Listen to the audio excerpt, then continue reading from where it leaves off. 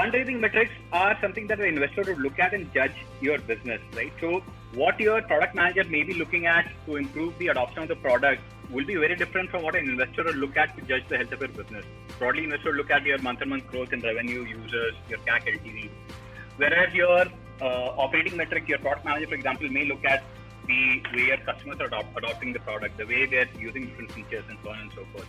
So that's what I meant when I said that operating metric may be different from your fundraising metric.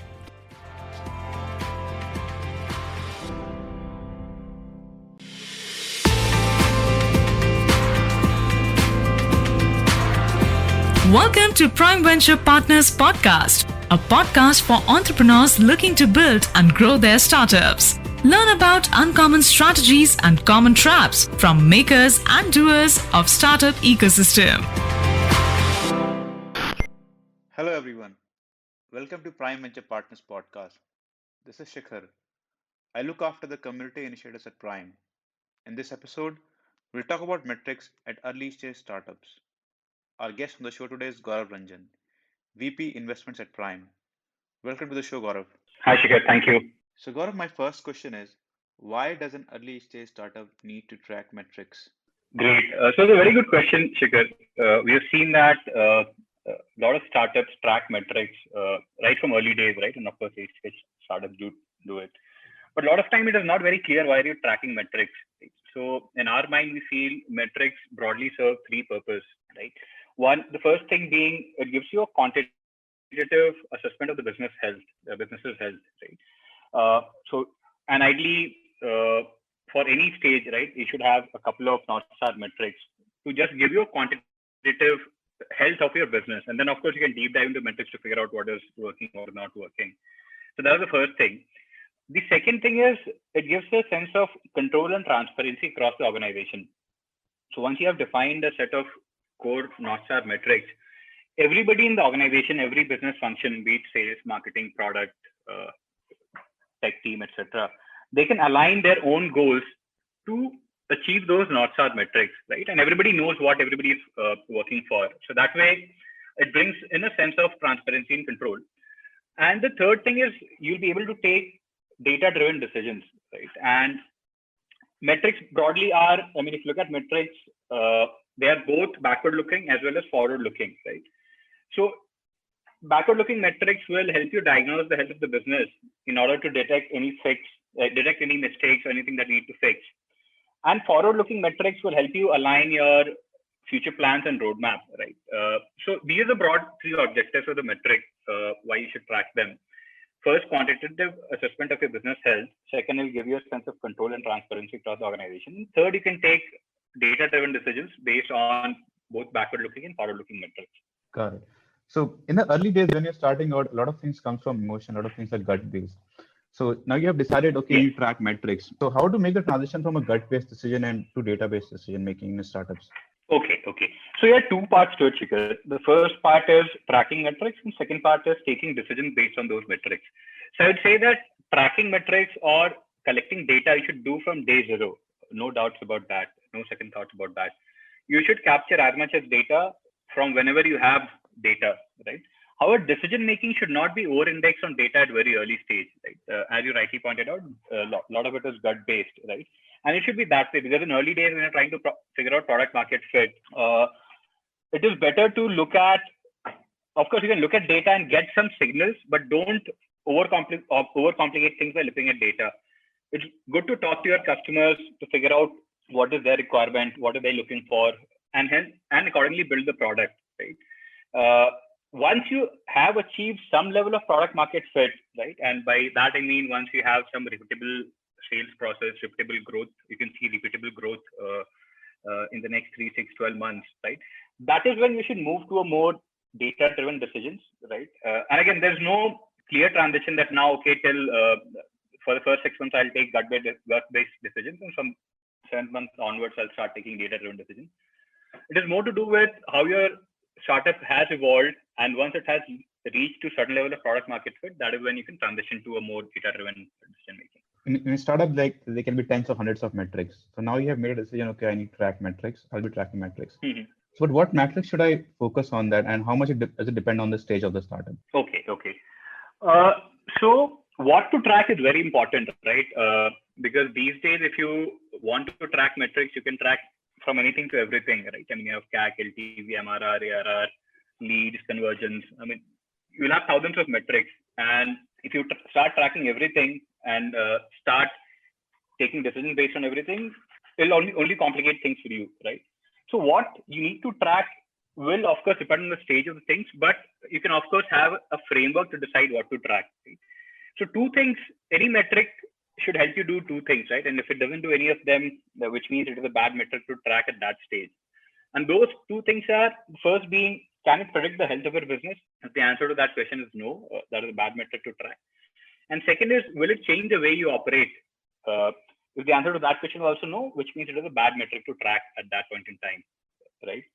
So these are two things that you need to look at to figure out whether that is the right metric you are tracking or not, right?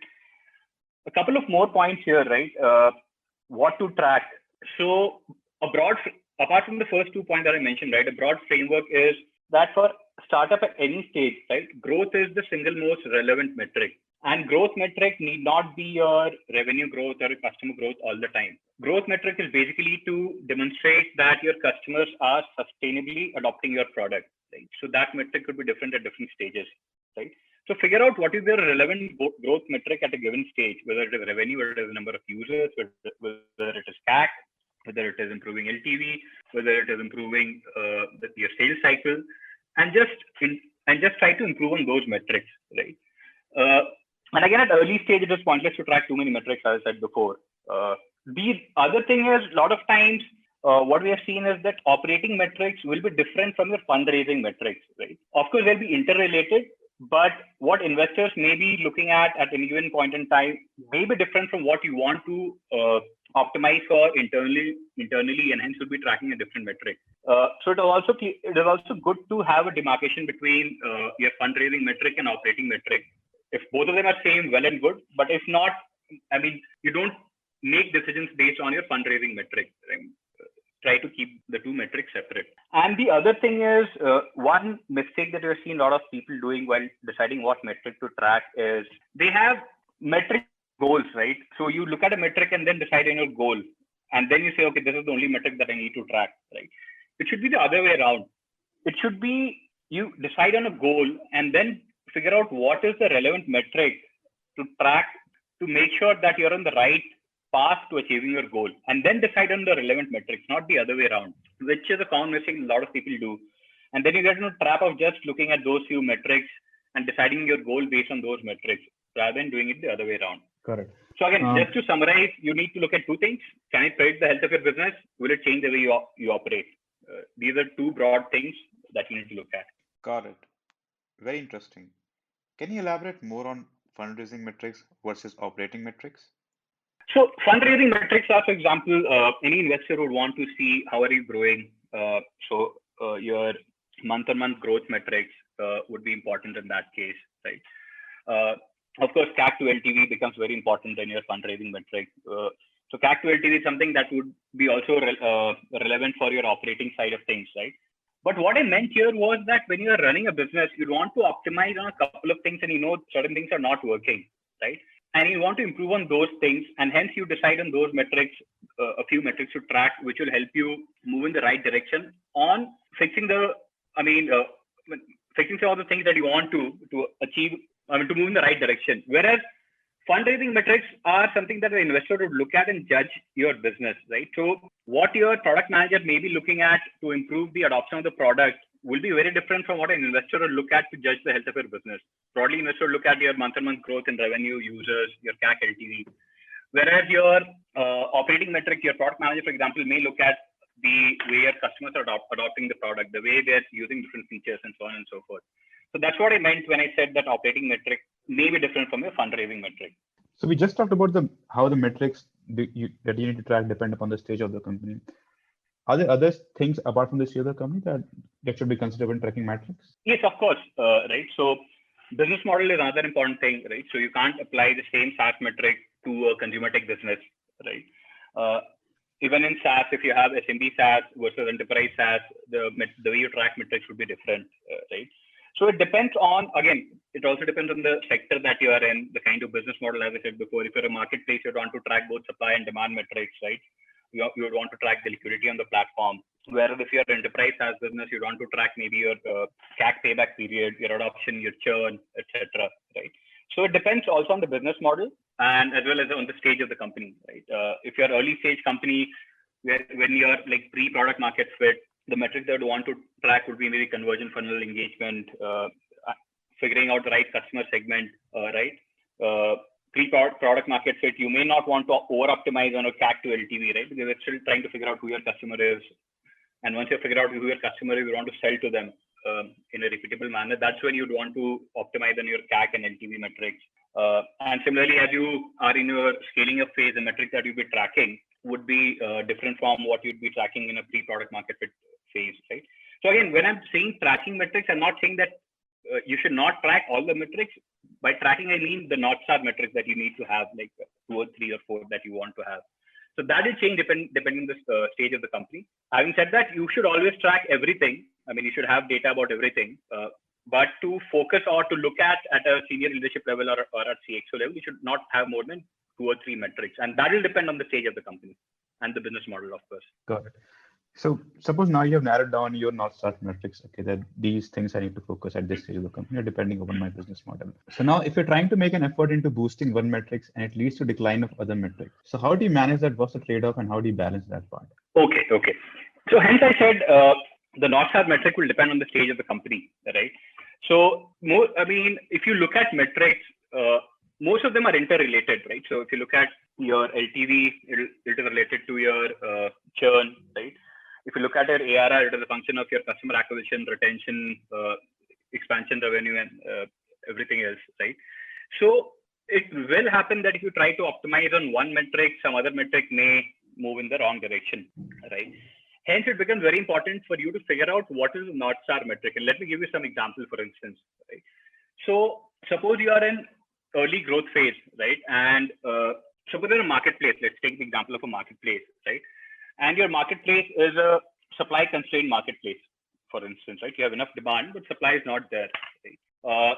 Now, in this case, for instance, right,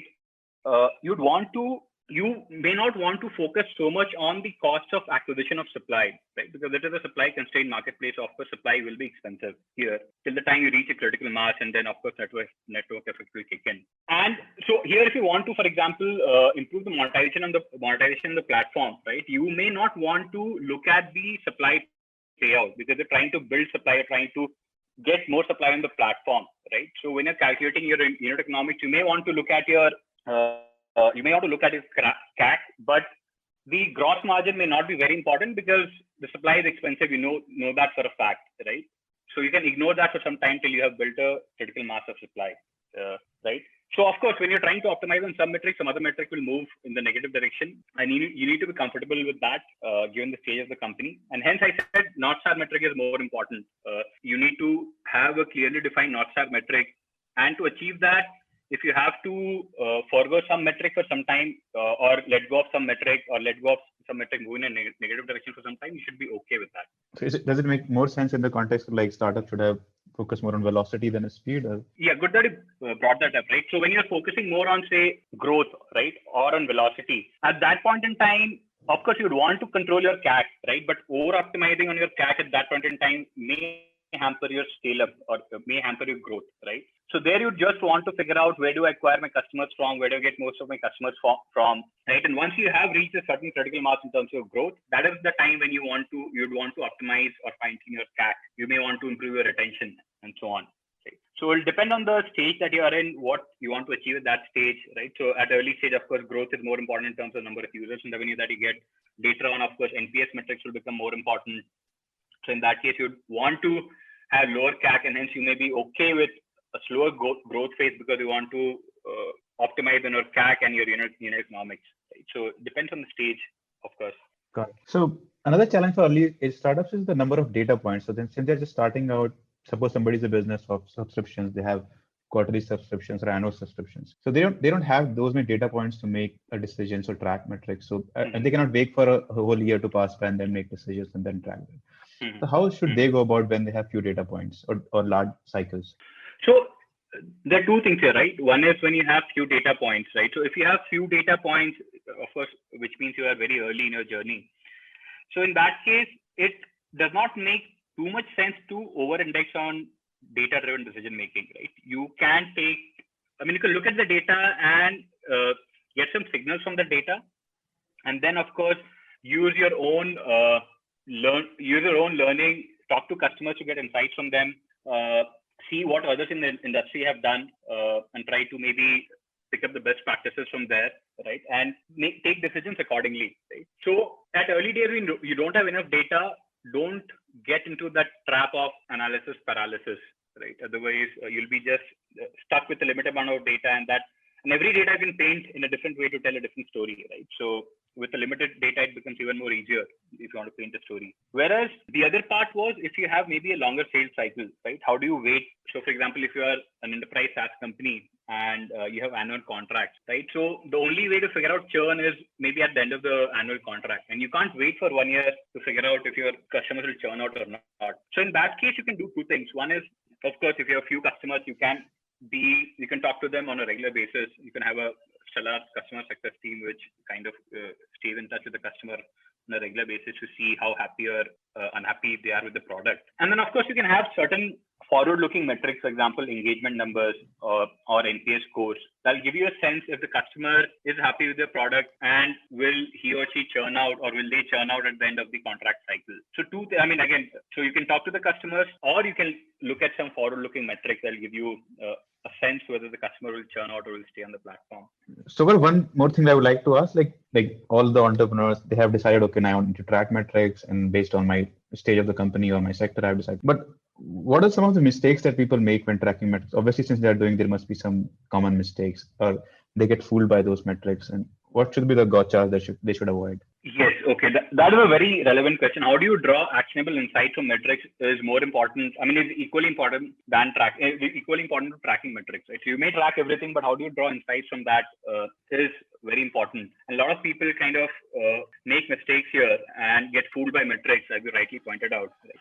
So as I said before, you can use data to paint every kind of story that you want. So some of the common mistakes that people make is you just look at the high-level metric without understanding how is that metric arrived upon, right? Or what is the underlying data point for that metric? So let me give you an example. Let's say you are a consumer tech company, or let's say you're an enterprise SaaS company, right? And one metric that you track is your MRR growth, which is MRR is monthly recurring revenue. How is that growing month on month, right? Now, if I say that a company is growing at 10% or 20% month on month, right, in terms of their monthly recurring revenue, on the face of it, this looks like a very good number. Like 20% month on month is a pretty good number to achieve, right? And anybody would be happy with those numbers. But it is important to look at the underlying data for that MRR, right? So your revenue, if I look at your revenue, right, it will be a function of your new customers that you acquired, plus some of expansion revenue that you would have gotten from the previous cohort, plus some of the customers may have redirected, and customers who would have churned out a couple of months, a couple of quarters back would have come back on your product, right? So these are three ways in which you could have increased the revenue, right? And at the same time, you would have also lost some revenue because either the customers churned out or they would have downgraded to a lower tier of your product, right? So this is the way you would have lost revenue. Now, if I only look at the month-on-month growth, it will not tell me what is the contribution of new revenue, what is the contribution of expansion revenue, what is the contribution of churn revenue, what is the contribution of contraction revenue, right? So, if in this case, the 20% month-on-month growth example that I took, right?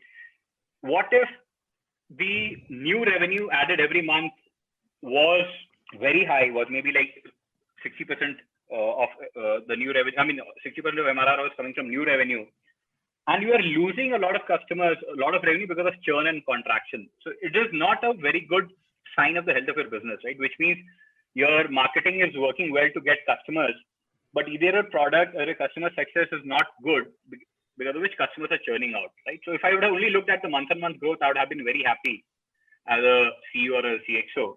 But I need to dig deeper to figure out where is this growth coming from, right? And unless until I get a hold of that, it'll be very difficult to take a call whether the revenue that I'm getting or the growth that I'm getting is good or bad. And the same can be applied to a consumer tech startup anywhere. I mean, any metric that you look at, for example, churn metric, right? I mean, since you had brought about that point about 1 year contract. Now, if I sign only 1 year contract, and if I track my quarterly churn, of course, it will be very low, right? So that is not the right way to track churn, right? Ideally, you should track churn by the number of users who moved out divided by the number of users who were up for renewal, right? That is the right way of tracking churn. But a lot of people track quarter-on-quarter churn or month-on-month churn without trying to understand what are their contract cycles, when are their contract cycles expiring, right? And hence people might say, okay, my churn is very low. But come the contract cycle or come the year end, you may see like 50% of your customers have churned, right? So similarly, I mean, since we're on the point of churn, right, it may very well happen that you may have lost 50% of your customers, but the 50% of the customers that stayed back, the net revenue retention from them outstrips your customer churn, which is to say, at the end of one, suppose we're tracking for a period of 1 year, at the end of 1 year, you lost 50% of the customers, but the remaining 50% of the customers, they kind of contributed, they kind of added more to your MRR, and your MRR is 2x of what it was at the beginning of the year, right? So in a way, it is good, which means to say that the customers who are retained on the platform are actually seeing value on the platform, and that is the right TG for you to go after. The customers who churned out, maybe you're not the right TG, right? So even though the churn numbers were bad, but in a way it gave you but your revenue retention numbers were high. So in a way, it gave you a positive signal that focus only those set of customers, right? So it becomes very important to track the underlying data and within a metric and try to understand how a metric is derived from the underlying data to get a sense and to not get fooled by metrics. Got it. Very useful, Gaurav. Thanks. So now that we're in the final segment of the podcast, so suppose for the entrepreneurs listening to this podcast and they want to approach VCs or investors for fundraising. So what metrics should they pay attention to when they're going for fundraising and approaching investors? Okay. So there are broadly, I would say, two broad set of metrics that investors look at any given point in time. Right? One is the growth metric, which is to say how fast are you growing? Are you on that? Are you just about to take off, right? Investor typically would want to come in when they see that, okay, now putting in additional capital will help the company scale exponentially. So the velocity becomes very important. So your month-on-month growth, your quarter-on-quarter growth, right? Or your CMGR for the trailing 3, 6, 12 months is something which becomes very important, right? So you're basically whatever describes your growth or velocity, those metrics become important. The second metrics which become important are your unit economics metrics, right? Because again, as I said before, when you're raising funds, the whole idea that I'll deploy the fund to scale from here. Now, if your unit economics are not in place, which means you have a leaky bucket, which means even if you deploy enough and more capital to scale up, right? You at the end of the day, you lose all that money because of churn or because the customers moved out, right? So unit economic numbers also become very important. So these are broadly two things, two broad set of metrics that investors look at, the velocity or the growth metrics, and second is the unit economic metrics at any given point in time. Got it.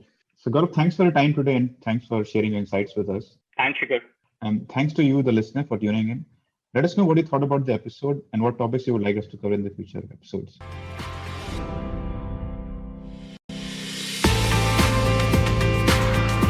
Dear listeners, thank you for listening to this episode of the podcast. Subscribe now on your favorite podcast app for free, and you'll be the first one to know when new episodes are available. Just search for Prime Venture Partners Podcast in Apple Podcast, Spotify, Castbox, or however you get your podcasts. Then hit subscribe. And if you have enjoyed the show, we would be really grateful if you leave us a review on Apple Podcast. To read the full transcript, find the link in the show notes.